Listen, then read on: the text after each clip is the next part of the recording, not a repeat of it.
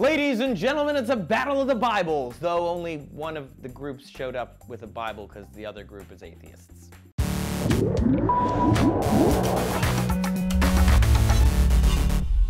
Hey people, Trace here reporting for D News. As a science show, we don't often talk about religion, but when we do, it's because there's research to back it up. Data.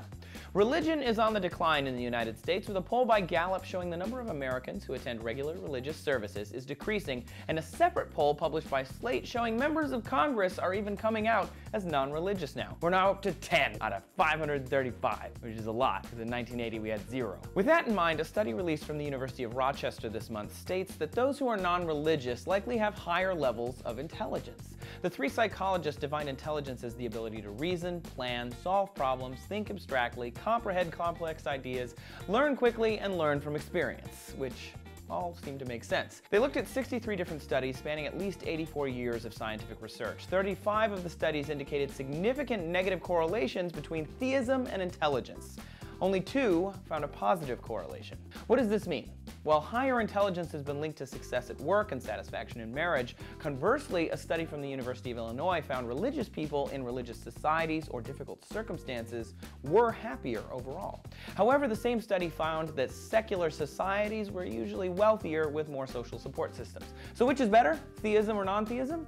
My friend Talal Al-Khatib of DiscoveryNews.com created a great list comparing who would win in a battle for the better life. Crime is a big one for the religious people in our society. According to Stanford Encyclopedia of Philosophy, religion and morality has been closely linked since ancient times, with many people believing that morality is sort of created by religion, or at least supported by it. A University of Oregon psychology professor did discover higher levels of religion in a country can also mean lower crime.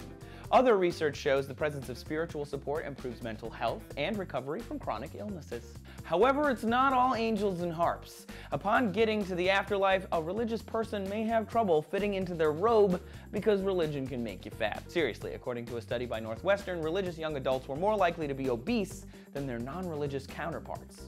Plus, those who believe without church going there'd be no charity are completely off their rocker. In fact, a study by UC Berkeley found atheists, agnostics, and less religious people are driven by compassion to help those in need fairly often. So it would seem though religious people might be happier and crime-free, they'll also be more obese, and their non-religious friends will be more successful and charitable, but might suffer from some chronic illnesses. It seems to me that nobody is winning this battle. I'm pretty sure I don't need to ask you all a question to get you talking about this one, but we will put a link down below for the full list at DiscoveryNews.com. And make sure you subscribe here on YouTube for more D News. I'm Trace, thanks for watching. See you later.